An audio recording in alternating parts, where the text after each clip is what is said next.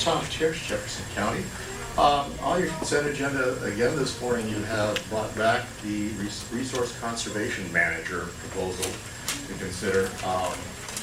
Looking over it carefully, I hope you have read it carefully, and I hope you remove it from the consent agenda, because this is not a good idea the way it's currently structured. It's little changed from the last time you saw it, and many of the concerns I had at that time are, from a couple of weeks ago, are unchanged.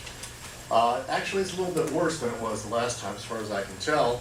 Now there are 5 participants instead of 6, so that's roughly 16% more cost to each of the remaining participating 5 government entities. It's still a 3-year commitment, which makes little sense to me, because the idea is that for the first year, this person is supposed to examine the resource usage of the various entities and come up with suggestions, recommendations for how to save energy.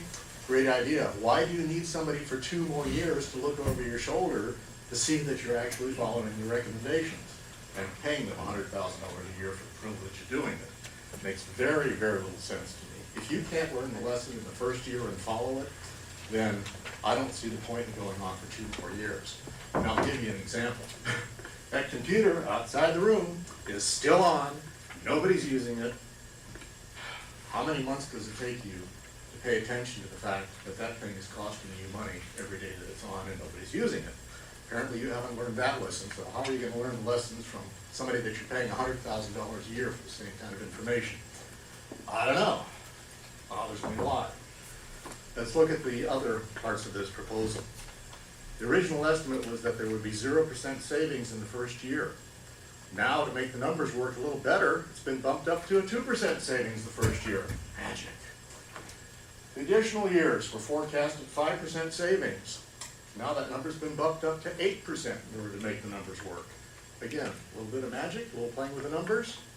I don't know. The agreement that you're being asked to sign has got at least 2 typographical errors in it, because one of the pages still refers to 6 parties, not 5. Another of the pages misspells the name of one of the signers of one of the other agencies. There's a clause in there for yearly reallocation of the costs. Well, that means it's unpredictable. If the costs are going to be reallocated across the parties depending on which party saves the most energy, that means that you can't even forecast what your budget cost is going to be for this agreement.